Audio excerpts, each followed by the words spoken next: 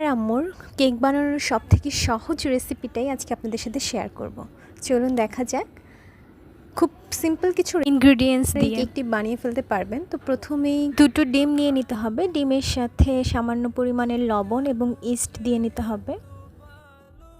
এরপর দিয়ে দিতে হবে 1 কাপ পরিমাণ চিনি। চিনি দেওয়া হয়ে গেলে এরপর দিতে হবে পরিমাণ মতো তেল, কারণ তেলটা দিলে কেকটা একটু সফট হয়, নরম হয়।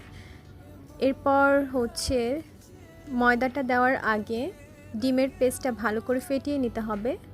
ফাটানো হয়ে গেলে এরপর দিয়ে দিতে হবে 1 কাপ পরিমাণের ময়দা এবং এই ময়দা দিয়ে আবারও ভালো করে মিক্সড করতে হবে সব উপাদানগুলো। মিক্স করতে করতে কেকের পেস্টটা যদি একটু বেশি পাতলা হয়ে গিয়েছিল, তাই আম্মু এর পরবর্তীতে আরও 1 কাপ ময়দা দিয়েছে এবং খুব বেশি যাতে ঠিক না হয়ে যায় সেজন্য সামান্য পরিমাণের একটু পানি অ্যাড করেছে।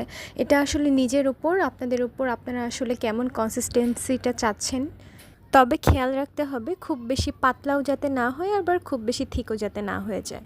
এরপর দুইটা বাটির মধ্যে আম্মু তেল মাখিয়ে নিচ্ছে যাতে কেকটা ওভেনে দেওয়া যায়। ওভেন প্রুফ বাটি নিতে হবে আপনাদের। তো সেই কেকের পেস্টটা হচ্ছে বাটির মধ্যে ঢেলে নিচ্ছে সুন্দর করে। তো আমরা দুটো কেক বানাবো, এই জন্য হচ্ছে সেই পরিমাণের ইনগ্রিডিয়েন্টসই আমরা নিয়েছি।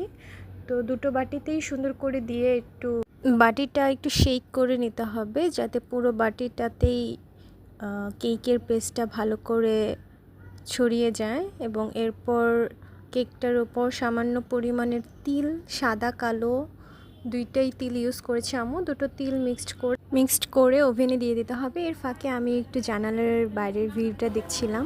কিছুক্ষণের মধ্যে রেডি হয়ে গেল এই মজাদার কেকটি। খেতেও ভীষণ মজা হয়েছিল।